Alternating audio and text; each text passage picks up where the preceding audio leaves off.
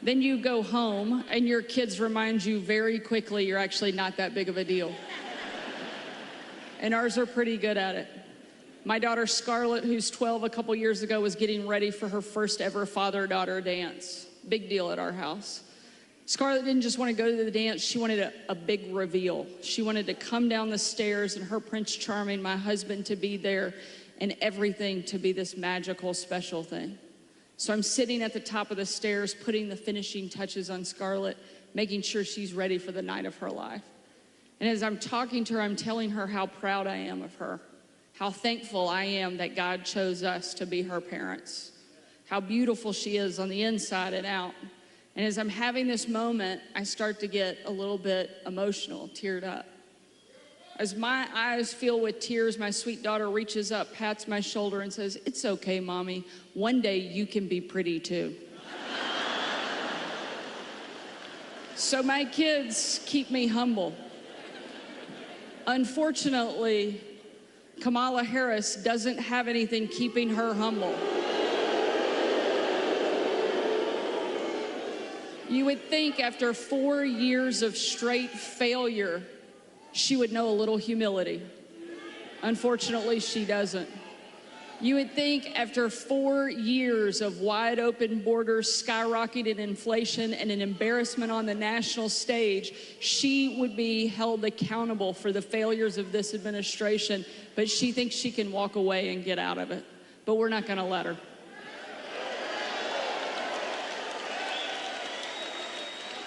Because the future of my kids and the future of our country depends so much on who our next president is. It's why I know you're here tonight. It's why it is so important that we show up in the biggest way possible and send a very clear message. We are finished with the failures of the Biden-Harris administration, and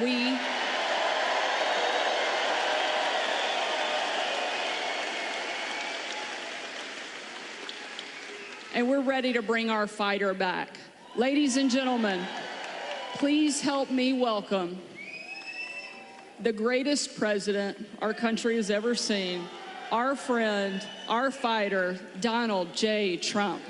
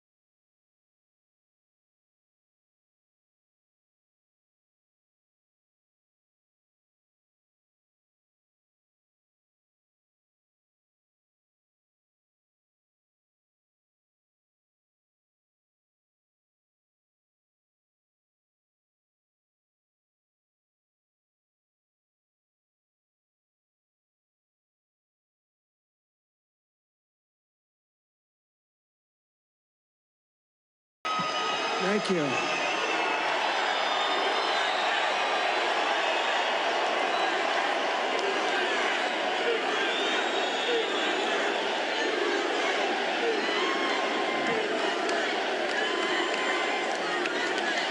Oh, thank you very much. That's a lot of people for a town hall.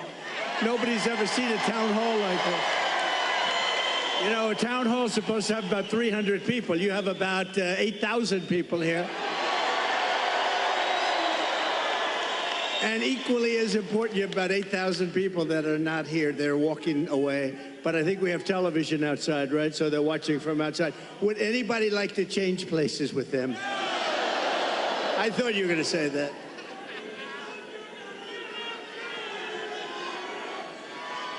Thank you, everybody. Hello, Sarah. Mr. President, nobody's ever seen anything like it. Well, it's been a great experience. It's a dangerous business, however, being president. It's a little bit dangerous. It's, you know, they think race car driving is dangerous. No. They think bull riding, that's pretty scary, right? No. This is a dangerous business, and we have to keep it safe. Mr. President, I don't think there's a person, certainly in this room tonight, and probably anywhere in the country, that doesn't remember exactly where they were on July 13th, that Saturday, when a horrific thing happened, an attack not just on you, but what I see as an attack on our entire country. They have...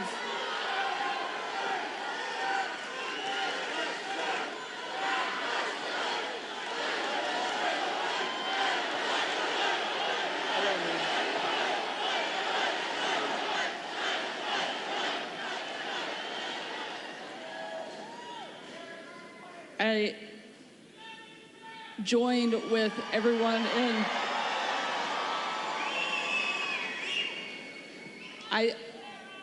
We know that you were tough. We saw it every day on the campaign. We saw it when you were president. But I don't think anybody was prepared for what we saw that day. And now it's happened not once, but twice. You've literally taken a bullet for our country, and yet you keep fighting. You never give up. The reason that you're going to win in November is because America needs a fighter. And we've never needed a fighter more, and we've never had somebody more qualified to step in and lead our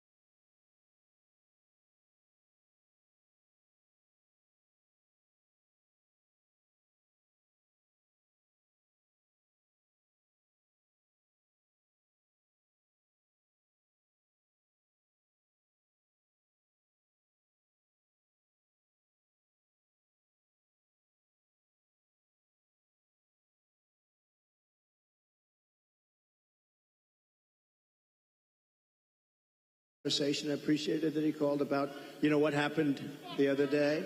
And he says, He's committed. He's committed. No, and today, a little while ago, I got a very nice call from Kamala. No, it was very nice. It was very nice. It was very, very nice, and we appreciate that. But we have to take back our country. We have to win. We're going to win, and we're going to make America great again. That's all there is to it. Very simple, right?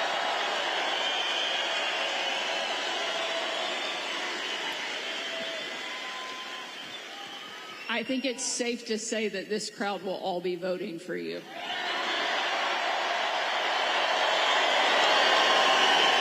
You know, when I think of this state, it's so sad. Years ago, I was given, thank you very much, but years ago I was given an award as like Man of the Year or something from an area that nobody knew, and the press said, oh, it never happened.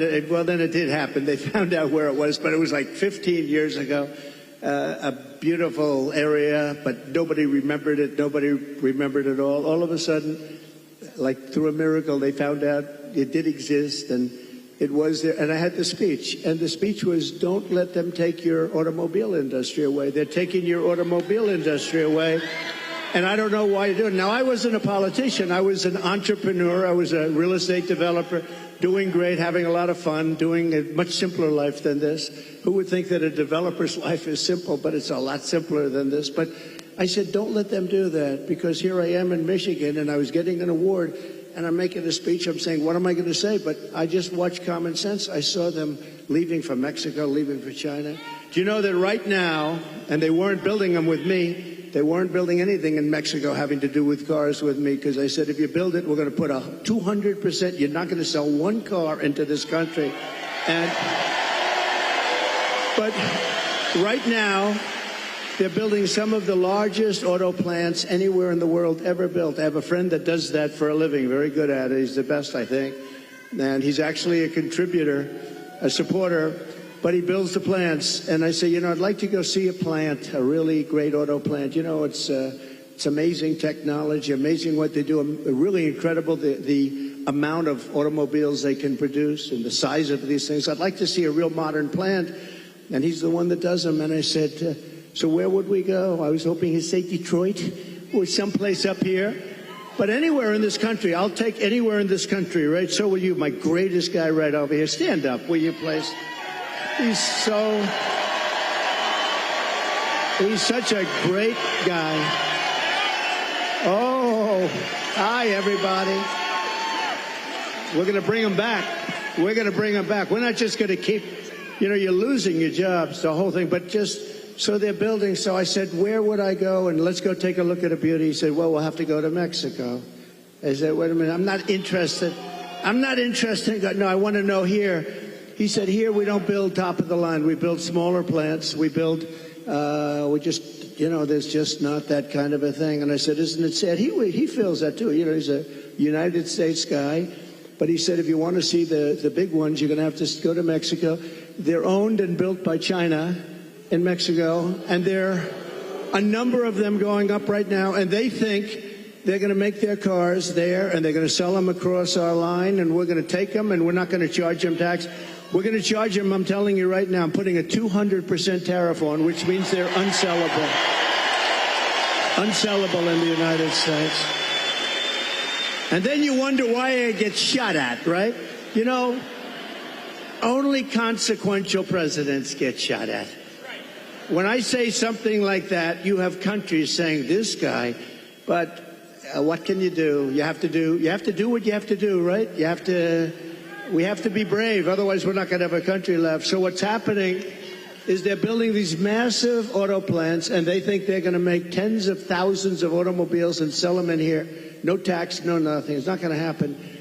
When you put on tariffs are the greatest thing ever invented. You know, I took in $467 billion from China. Nobody else took in anything. And China's economy is not even doing that well. And Biden, you know, they have not been able, and Kamala, they have not been able to take those tariffs off because there's so much money. And frankly, if they did take them off, this country would be flooded with Chinese cars. You don't have the Chinese cars. We put a pretty good tariff on. It was going to be lifted at some point. Then we had COVID. We did a tremendous job in COVID. We gave you a stock market that was higher than just prior to COVID coming in. And we did a great job. We never got credit. We got credit for the best economy maybe ever. We got credit for having defeated ISIS and having rebuilt our military. We shouldn't have given, Sarah, we shouldn't have given $85 billion worth of equipment to the Taliban, to Afghanistan. In I think the most embarrassing moment in the history of our country. That whole thing was the most, when we were leaving with me. I was the one that got it down to the right number. We were going to keep the big air base, which is exactly 1 hour away from where China makes its nuclear weapons. Think of that, 1 hour away. And we gave it up. We just gave it up. One of the biggest, one of the most, we spent billions and billions of dollars many years ago. The runways can hold more weight than any runway ever built. Think of that. They're, I think, 19,000 feet long, which is, 3 times what a normal runway would be. It's called Bagram. And we were going to keep that because of China, not because of Afghanistan, 1 hour away from where they make their nuclear weapons. So that was a good one. We left, and the way we got out was so embarrassing. And because of that, first of all, 13 dead soldiers. I've gotten to know their families. They're incredible families, but they'll never be the same. Many badly injured, Nobody, Sarah, nobody ever talks about the soldiers that are badly injured. They talk about 13 dead, and we always have to say that, number one, and great families. But nobody ever mentions the fact that some of the soldiers were hurt so badly, the arms, the legs, the face, like obliteration.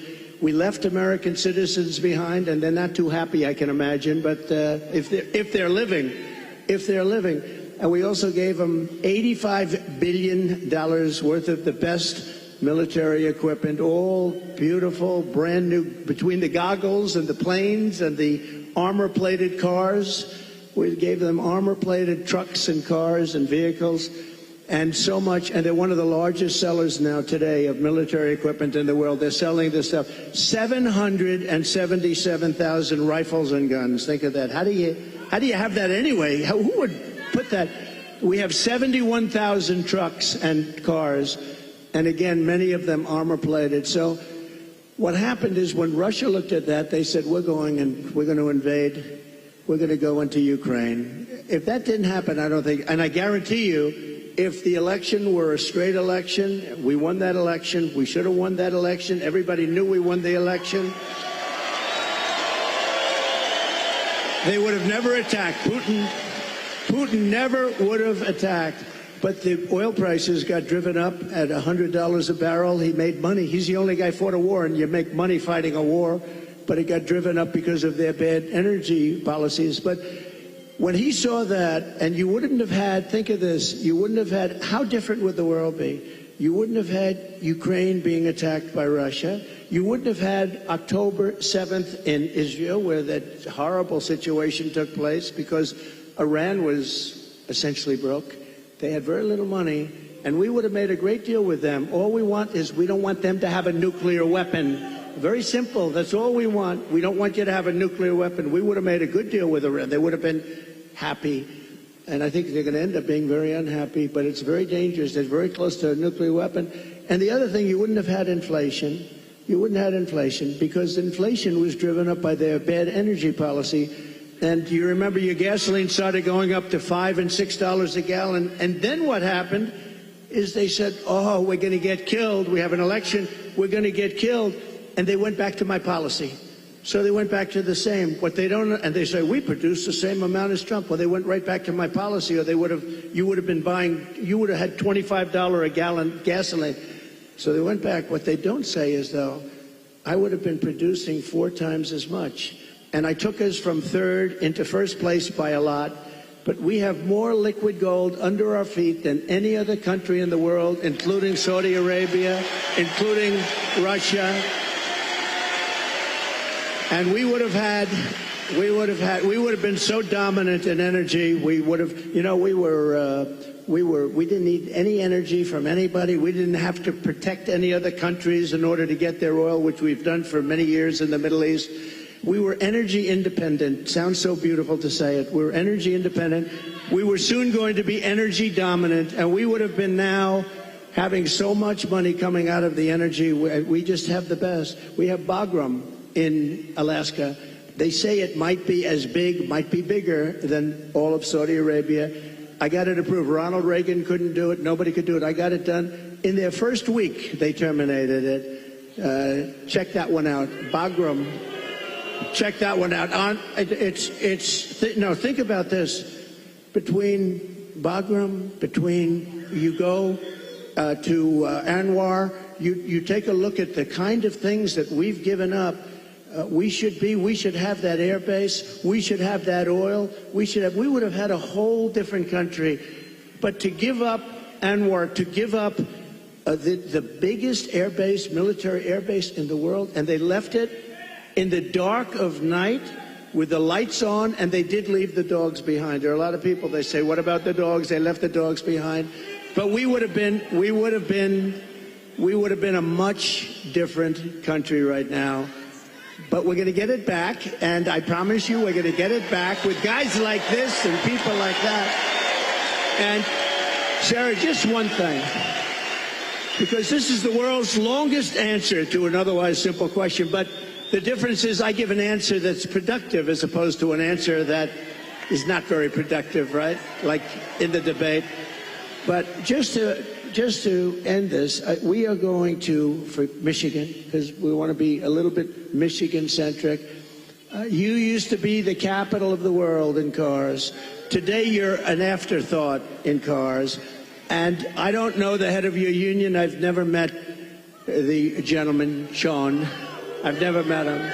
But what he's done to your union and what he's done by agreeing to allow this country to say we're going all electric, which at some point they're going to end up taking back that mandate because that mandate is insane. They want to go all electric basically by 2030. And for him, think of this, for him to do that, just real fast, you're right now at 25% of where you used to be and heading south because the electric cars are all going to be made in China and Mexico, but they're all going to be made basically in China. We are going to bring so many auto plants into our country. You're going to be as big or bigger than you were 50 years ago because they won't be able, if they're not willing to build a plant, we don't want their product. And that's enough. That's all I wanted.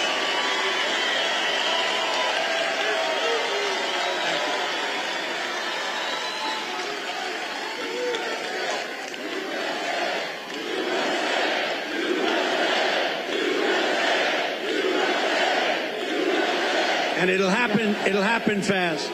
It'll happen very fast. I think it's safe to say that Michigan is happy that you're going to be president again.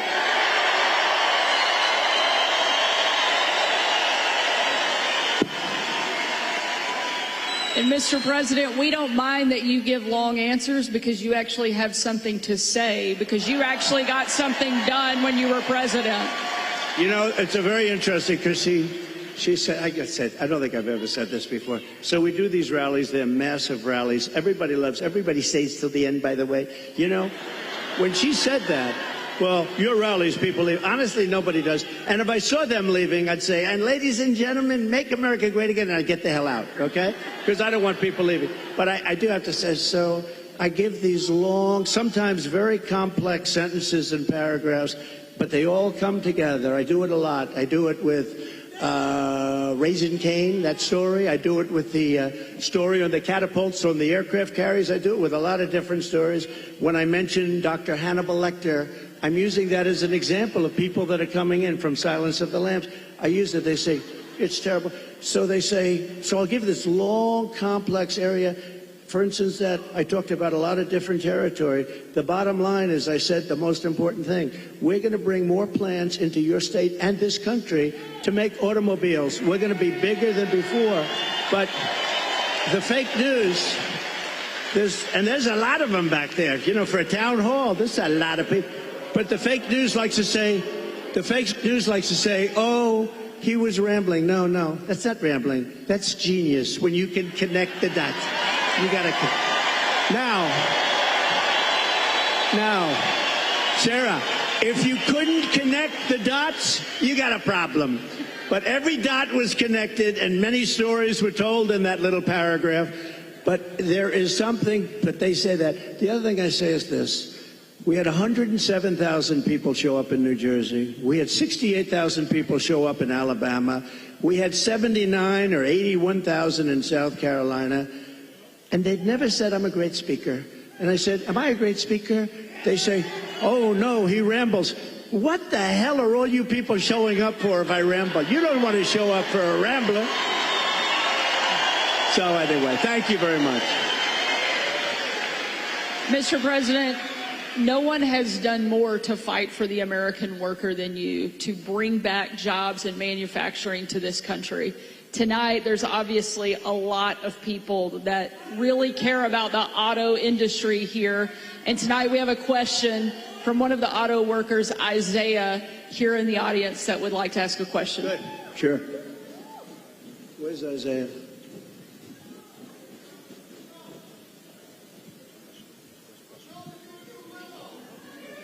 Thank you.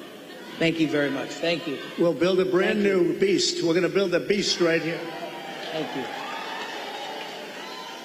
Thank you very much. Thank you. Thank you. Yes, sir. Thank you, Mr. President, for having us here tonight. I just want to let you know that I've attended one of your rallies. I did not leave early, and I did not fall asleep. Just want to let you know that, sir. I did not do it. I did not do it. I didn't see anybody else doing it either, sir. My name is Isaiah. I'm a third-generation UAW worker, working hard to build trucks here in America. Yes, yes. Get ready. You're going to be doing plenty of it. Thank you, sir. Thank you, sir. I work for Ford, and you actually came and visited the plant that I work at. That's right. You did. And my question to you, sir, is what do you see as the major threats to the future of Michigan manufacturing auto working jobs, and what will you do to eliminate those threats, sir? Okay, so I'll get into another little bit of a long answer, because when you say major threat, to me we have one really major threat. That's called nuclear weapons. We have other countries that are hostile to us. They don't have to be hostile to us. I always say if you have a smart president, you'll never have a problem with China, Russia, or any of them, okay? I got along great with Putin. I got along great with President Xi. I got along great with Kim Jong-un of North Korea. Everybody said, oh, you can't get along with him. He liked me. I got along great with him, and he has a lot of nuclear force. But you essentially have 5 countries, and you're going to have more. Whether you like it or not, you're going to have more. It's the single biggest threat to the world, not only Michigan, to the world. And you're not going to care so much about making cars if that stuff starts happening. And we have people that are not good at negotiation. The war should have never happened. President Biden, I want to be nice. He was so nice to me yesterday, but, you know, in one way, I sort of wish the call wasn't made, because I do feel he's so nice. I'm so sorry about what happened and all that, but I have to lay it out. We have very important, and the same with Kamala today. She could not have been nicer. But the fact is, we have to have people that are respected by the opponent, by the other side, by other countries that have this. Even Pakistan has nuclear weapons. We have countries, India has a lot of nuclear force. We have countries that have tremendous nuclear power. And when I hear these people talking about global warming, that's the global warming you have to worry about. Not that the ocean's going to rise in 400 years, 1/8 of an inch, and you'll have more seafront property, right, if that happens. I said, is that good or bad? I said, isn't that a good thing? If I have a little property on the ocean, I have a little bit more property. I have a little bit more ocean. But the fact is that it's a tremendous problem. And we are closer to World War III today than we've ever been. And the difference is, and I say this a lot, this isn't Army tanks going back and forth and shooting at each other. This is obliteration. The power of these weapons, and I'm the one that revived it, and I hated to do it. But, you know, we had stuff that was 48 years old. They didn't even know if it worked. We have incredible stuff. So does Russia. China has much less, but they're going to catch up over 4 or 5 years. It's the single biggest threat by far to civilization. And nobody talks about it. They talk about global warming. Used to be, remember? Used to be global warming. You know, they changed the name. You know why? Because the planet's getting cooler now. So now what they call it is climate change, because that covers everything. See, climate change, if it gets hot, cool, you know, these people, I don't know if they're for real, but if they're not, they're covered by the words climate change. If it gets cooler, that's good. If it gets hotter, that's good. Global warming wasn't working so well. But the single biggest threat, okay, now let's assume we have a really smart president, and that's not going to be a threat because we have a lot of power.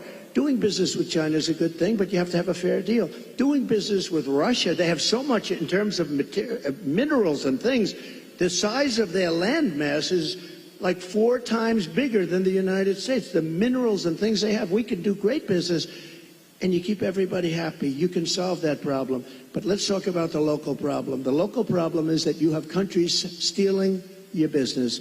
Mexico is a very big one. Mexico, this year, we have a deficit with Mexico of $250 billion. Think of this. With Mexico, little Mexico, you think of it as a little innocent place. We're losing our ass to Mexico. China, you don't even have to talk about. We have over $1 trillion this year. I was charging them numbers that were unbelievable, and now he's just totally given up the ghost. And we're going to lose $1 trillion in deficits to China. $1 trillion. That's not sustainable. We're going to turn it all around, and we're going to do it through taxation and tariffs. It will be done in 24 hours, and it'll change the whole planet. Just so you know, Sarah, China became powerful because they charge. They don't call them tariffs. They call it a tax. They don't call it tariffs. The word tariff is a beautiful word to me, but to a lot of people that don't understand, it's not a beautiful word because you have a lot of people that are paid off by these countries. They're taking care of these countries, and they don't care about destroying the United States. They want millions of dollars in fees and consultation, but we will, literally in a period of 24 hours, we can change the whole trading of the whole world. They've taken advantage of our country for years. I stopped it. I stopped so much of it. And then we had a focus on COVID, which a lot of people said was put in there for a reason. You know, it came out of the Wuhan lab, which I said right from the beginning. All of you know. It didn't come out of a cave. They said a cave. It didn't come from France. They blamed France. They blamed, I call it the China virus because I like to be accurate, you know. They call it the Spanish flu. They call it all different names when something comes from a country, except for China. We have to call it COVID. What the hell does COVID mean? The China virus. And a lot of people think they did that because they were not happy with me as president. I actually had a great relationship with President Xi. And in his own way, he probably liked me the most, but maybe or maybe not. I saw that Putin the other day endorsed Kamala. And you have to understand, these are major chess players. So when he endorses Kamala, he may say, well, I did that because I love you, and it's better to be doing it. So who knows? But he endorsed Kamala, which is a little unusual. I was watching, I said, that's interesting. I think that's a good thing, isn't it? It really is. But look, we have to turn it around, and we can. We're going to have a reciprocal trade tax. We're going to have so if China charges 152%, which they do in a car, if we sell a car made here into China, which you don't do because the tax is too high, they say to all your companies and to others and to Elon Musk, who gave us, he is a great guy. He gave me the strongest endorsement, and he's a really wonderful guy. But they say to him, we don't want your car unless you build your plant in China. And there's nothing wrong with saying that. That's smart people say that. We haven't said it for many years. I said it. We have a lot of plants going up with Apple and other things. I said, you got to build plants. You don't build plants here, we're going to put the tariffs on your products coming in from China. So we can do it quickly, but we're going to have what's called the Reciprocal Trade Act. Now, I dealt with a senator, a very good senator, actually, but he knows nothing about trade. I said, here's what I want to do, Senator. I want to take the reciprocal trade. If they charge us 100%, we charge them 100%. He said, you mean they charge us, we charge them? You got me. How simple could it be? It was sort of cool because he doesn't care. He's a senator, doesn't care about trade, but, you know. So we're going to call it the Trump Reciprocal Trade Act, or I'll leave the name Trump off as long as we do it. So when India, which is a very big abuser, he happens to be coming to meet me next week. And Modi, he's fantastic. I mean, fantastic man. A lot of these leaders are fantastic. You have to understand one thing. They're 100%. These people are the sharpest people. They're not a little bit backward. They are at the top. You know the expression, they're at the top of their game, and they use it against us. But India is very tough. Brazil is very tough. There are certain countries, I can tell you every one. I can give you from top to bottom. China is the toughest of all, but we were taking care of China with the tariffs.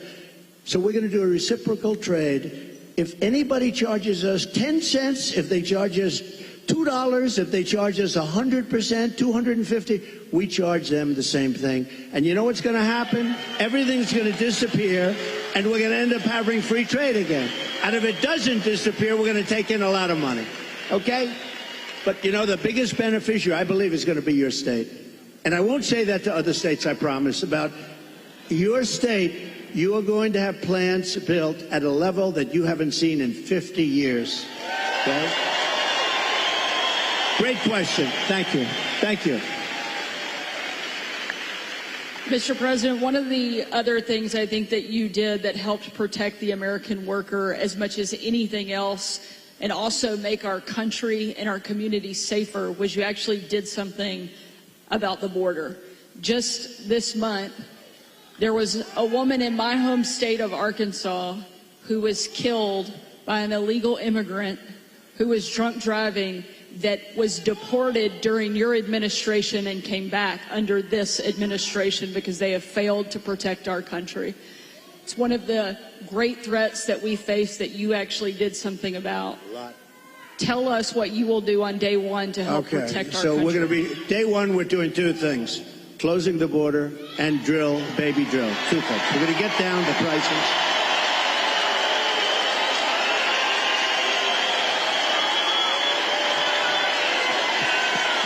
Thank you.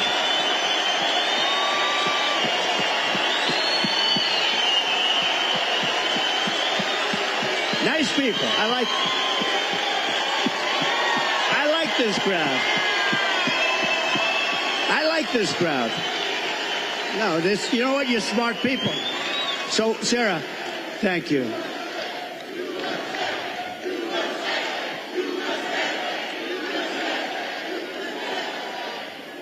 So, over the last couple of years, I've been talking about the border. I got elected in 2016 because of the border.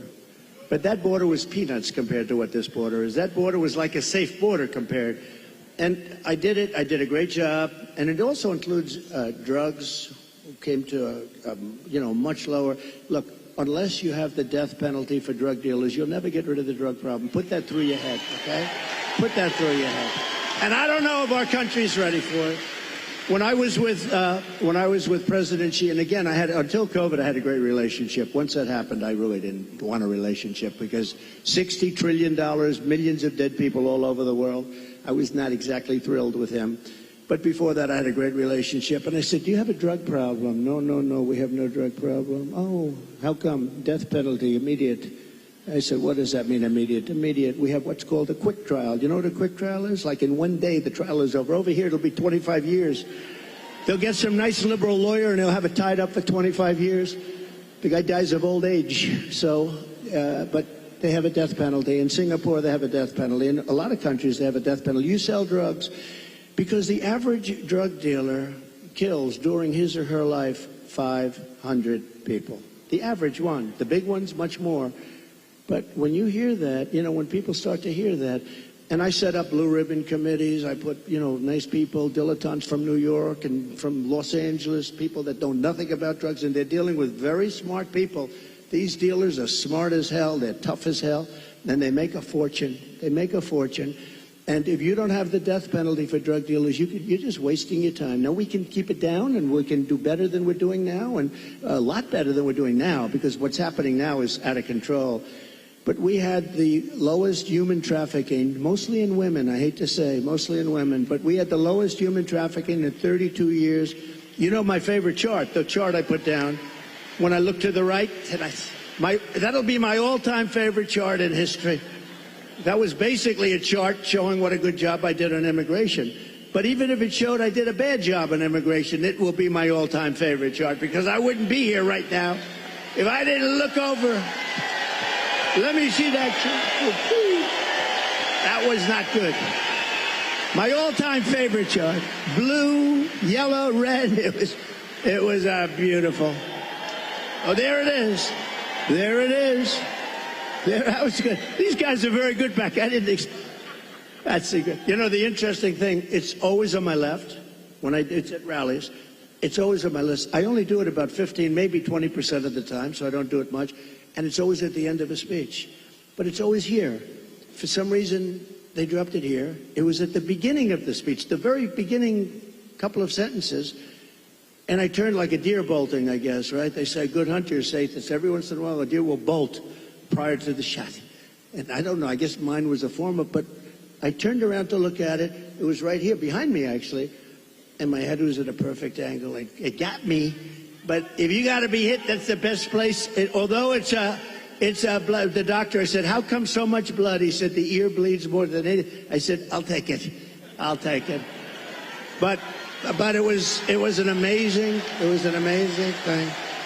And I have to say, because I have to, while we're on the subject, because people do like to talk about it.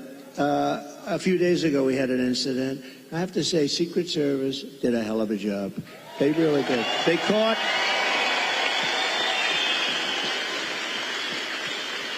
one of the gentlemen one of the agents was walking a couple of holes in front, and he saw a rifle, AK-47. That's serious stuff, right? You know more about that. My sons know more about this stuff.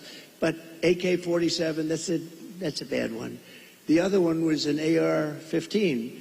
This was an AK-47. And he saw the barrel of the gun coming out from a bush. Can you believe it? This guy was all set. He was all set to do his number.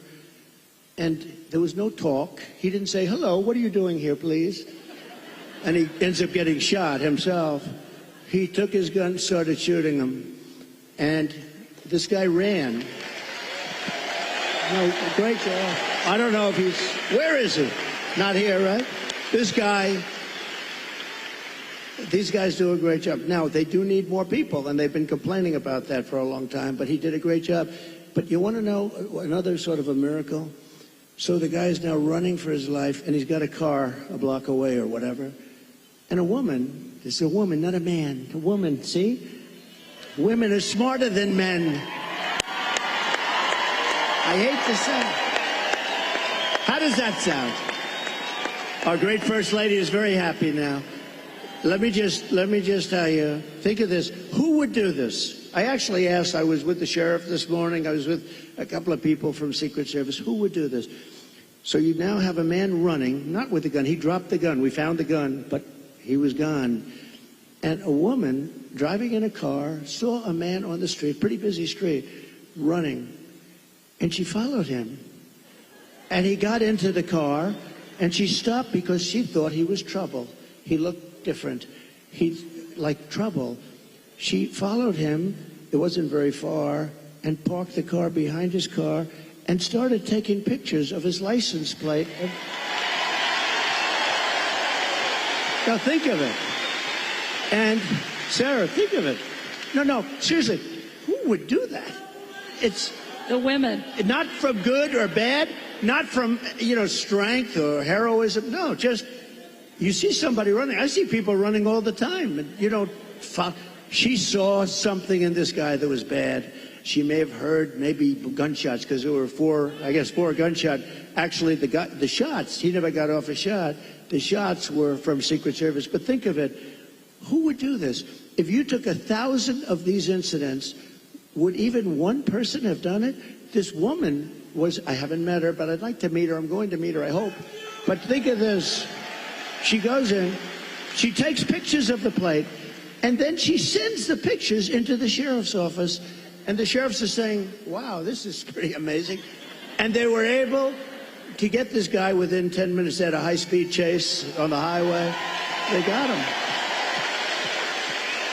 Otherwise, we'd probably have an AK-47. They had the camera. He had the whole thing. He was a sophisticated guy.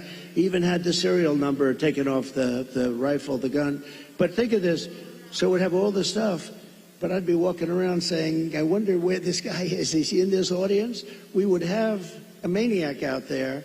This woman was unbelievable. Because I actually asked the sheriff, if it happened 1,000 times, would anybody have done that? He said, maybe, but not much, not much. So she did she was really amazing, amazing job. Well, we're glad she did. I think there are a couple takeaways there. One, the women of this country love Donald Trump and are going to make sure we do our part.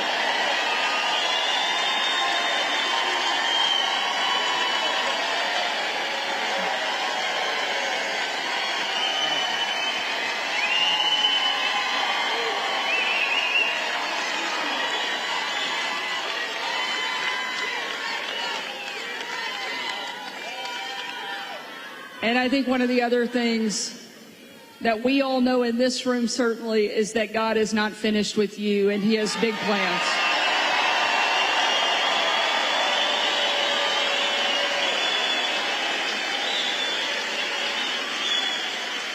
Sarah, I just want to say one thing. So when I heard about this tonight, I said, so where am I speaking? Michigan, good. I like Michigan. I want to talk about cars. I love talking about the cars because it's so simple. It's so ridiculous that this is happening. You don't want the electric. You do want electric cars, 7%, 8%. Elon makes a great product. But you know what? And I've driven. His car is incredible.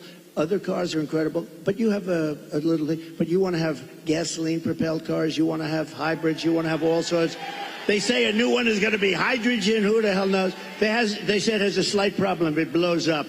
And if you're in the car, that could be a little problem. But you want to be able to have whatever it is, whatever the market is and all that stuff. But they said, sir, you're having a town hall tonight. And I said, a town hall? Well, what the hell? They want a rally. They don't want a town hall. Town hall? And I said, so who is the host? Because host or hostess. And they said, Sarah Huckabee Sanders. And I said, oh, that's good. I like that. But I figured, Sarah, you know, I love these rallies. You go and you say, we will make America great. Everyone's going crazy. We had one the other night. But you know what? Can I be honest? This was more fun than a rally today. This was fun. This was good, right? This was very good. We're going to take another question from the audience. Maybe the only job in the country harder than being president of the United States is being a mom, especially under this administration, because they're making everything harder. And tonight we have a mom here in the audience, Barbara, that's behind us, that has a question for you. Hi, Barbara. Hello back there.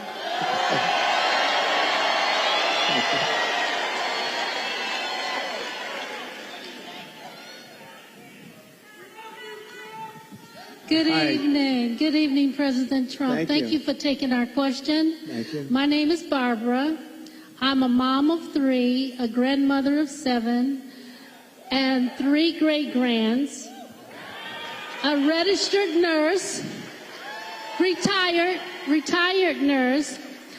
So I know the cost that goes into raising children and running a household. Yeah. People just can't survive now. How are you going to bring down the cost of food and groceries? Good. Very good. Thank you. So we have to start always with energy. Always. I don't want to be boring about it, but there's no bigger subject. It covers everything. If you make donuts, if you make cars, whatever you make, energy is a big deal.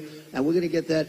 It's my ambition to get your energy bill within 12 months down 50%. If I can do that, you've done a hell of a job. 5-0, not 15, 50. Interest rates are going to follow, and actually they're going to follow for another reason. The economy is now not good. And interest rates, you'll see they'll do the rate cut and all the political stuff tomorrow, I think. And, you know, will he do a half a point? Will he do a quarter of a point? But the reason is because the economy is not good. Otherwise, you wouldn't be able to do it. But we're going to get interest rates down, and we got to work with our farmers. Our farmers are being decimated right now. They're being absolutely decimated. And, you know, one of the reasons is we allow a lot of farm product into our country. We're going to have to be a little bit like other countries. We're not going to allow so much come. We're going to let our farmers go to work. And I don't know if you remember, I love the farmers because, you know, I had many meetings as president. I have this gorgeous room with this beautiful table that seats about 35 people. And I was with the farmers. Usually everybody wants something. They all want subsidy. But I was with the farmers, and I think you might have been there, actually, Sarah. I said, look, fellas, we're going to get you such a beautiful subsidy, meaning I'm going to do things. And one of the people raises and, sir, honestly, we don't want a subsidy. This is the first time this ever happened to me. Everyone wants, they want money. They want to build windmills. We want money with these windmills. Anyway. But you know what? It was amazing. He said, almost tears in his eyes, they were getting decimated. We don't want a subsidy. We just want to play, you know, a fair, level playing field. And I said, nobody's ever said that. And I have many industries and many groups of people from different things. You know, they do all different things. It's probably the most dramatic I've ever seen. He didn't want anything. All he wanted was to be able to compete fairly. And the problem we have is other countries, they treat us very badly in that way also. They really are. And, you know, sometimes the worst countries are our so-called allies. I say so-called because in many ways they're not allies at all. They take advantage of us. They really take advantage.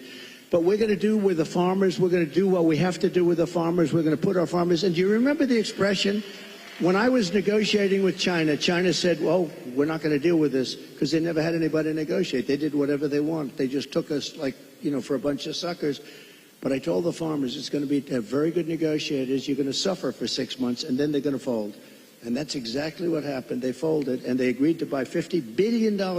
You know, you might have heard the story. I said, how much? I went to the Secretary of Agriculture. How much did they buy? He said 15. I thought he said 50. So when they're ready to make a deal at 15 billion, I said, no, I want 50. That's what they've been buying. He said, no, it's 15. I said, you said 50. And he said, no, we said 15. I said, that's okay. Ask for 50 anyway. And we got it. We got it. And they buy a lot of our product. But so we're going to, it's just a great interest rates, energy, and common sense. A lot of it's common sense. Everything. You know, I like to say, we're the party of common sense. We want to have a strong border. How about that? We want a strong, you know, all of a sudden, they've changed. They didn't want any border. They said walls don't work. Two things work. What are the two things? Wheels and walls. You know, if I do, there's a gorgeous computer down here. In about 2 weeks, it's going to be obsolete. A friend of mine is in that business. He hates it. He said, we come up with a new model, and it's the greatest. About 3.5 weeks later, the damn thing's totally obsolete. The only thing that never gets obsolete is a wall and a wheel. And the wall is what we're talking about now. And, you know, we built hundreds of miles of wall. We then added more than I ever said I was going to do. And then we had that bad election result, that disgusting result. And they never put it up. You know what they did with it? They sold it for 5 cents. And it was expensive wall. It was exactly what the Border Patrol wanted, with the anti-climb plate on top, which I always hated because I didn't like the look of it. But, you know, they demonstrated it. We had mountain climbers and a couple of drug climbers, too. These guys are amazing. They put 100 pounds of drugs on the back, and they go up the wall like it's nothing. But they couldn't get over the plate. So all of a sudden I said, okay, I'll put the plate on. I didn't like it. I liked it better without the plate, but it didn't work quite as well.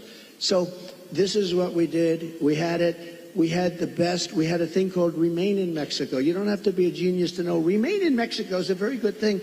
And you think that was easy to get. I think Tijuana, Mexico was probably the fastest growing city in the history of the world. Okay, they had hundreds of thousands. They couldn't come in.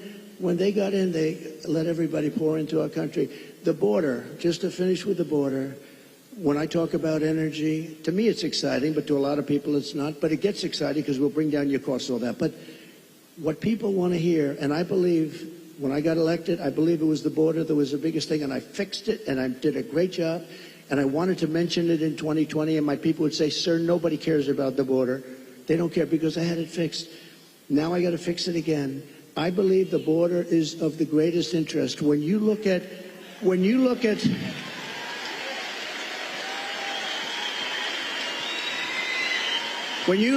happening in Aurora, okay? Take a look at Aurora. When you look at what's happening in Ohio, the great state of Ohio, I love it. I'm way the hell up. I wish I was up 18 points in your state, but we are up. We are up. I think when people hear what I have to say, I don't know how you can possibly lose it. I'll tell you this, and I'll say this for Michigan. If I don't win, you will have no auto industry within 2 to 3 years. It'll all be gone.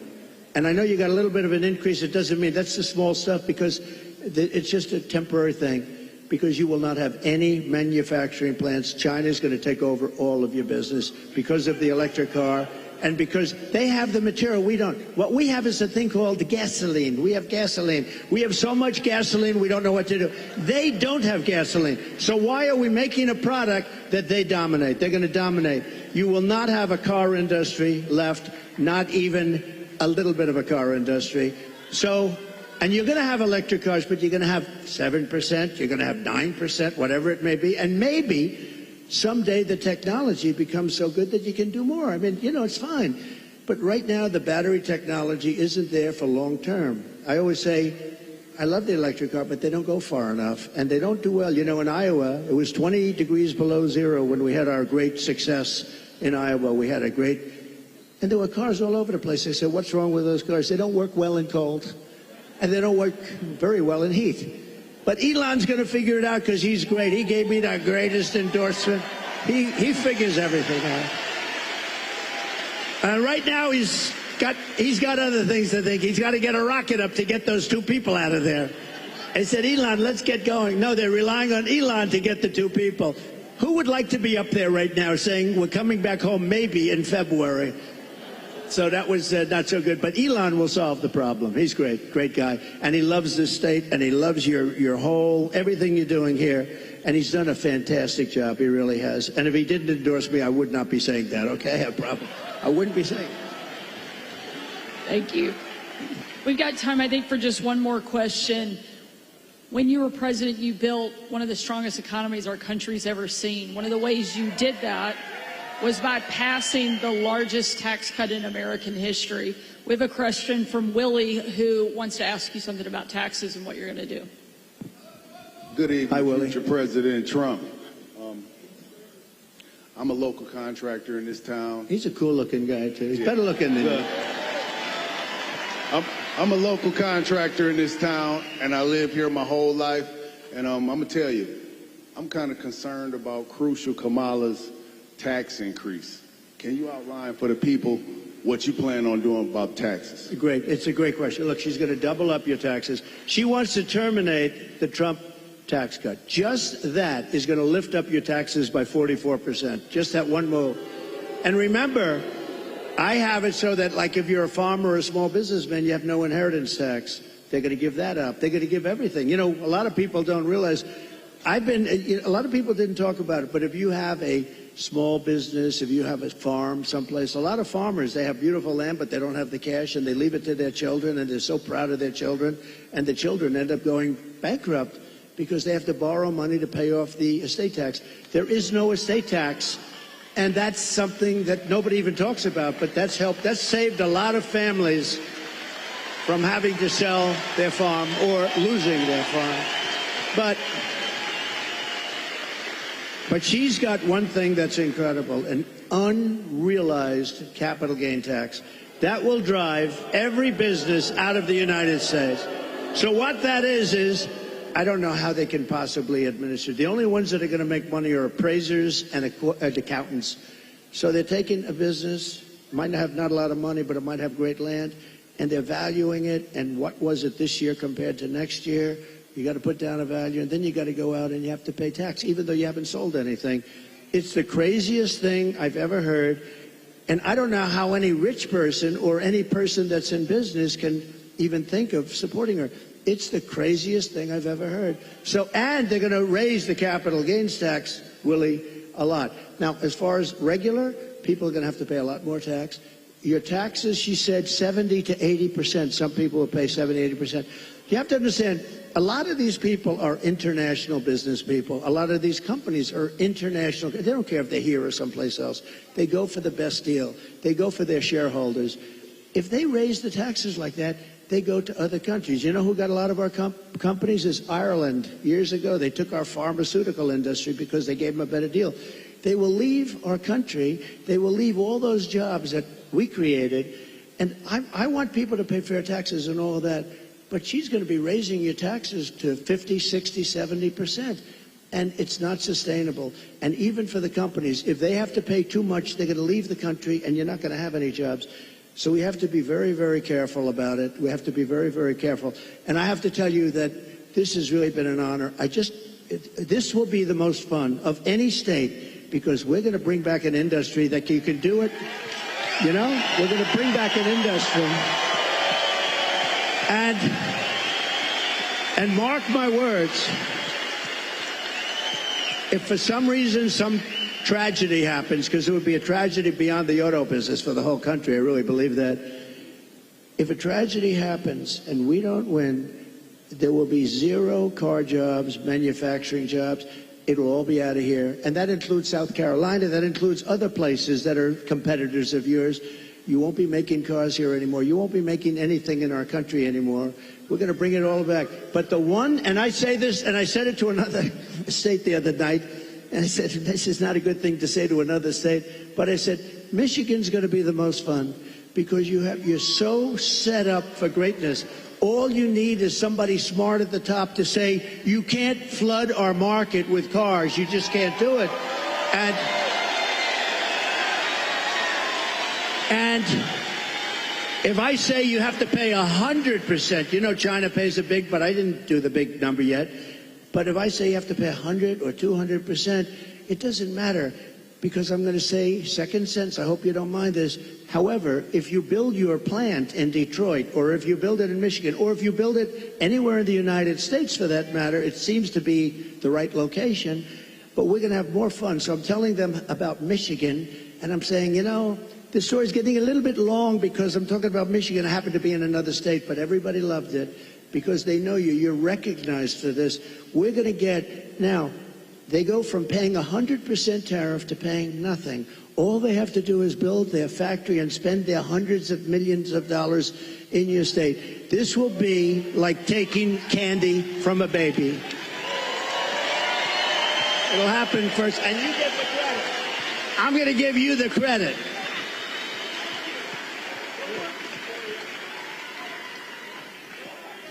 Well, I don't think there's any question that America was better off under Donald Trump. And we know that it's going to be even better the second time around.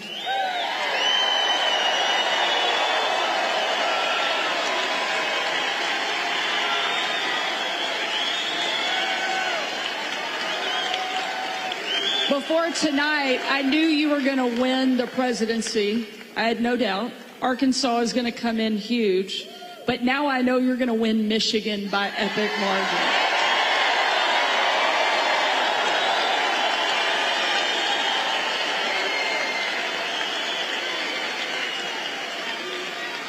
Ladies and gentlemen, we need you to show up.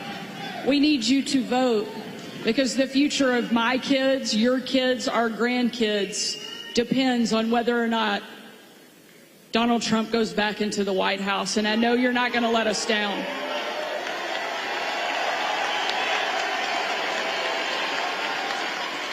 More importantly, I know President Trump is not going to let us down because he's shown us time and time again that no matter what comes at him, no matter what the left throws at him, he's going to get back up and keep fighting for this country that he loves so much.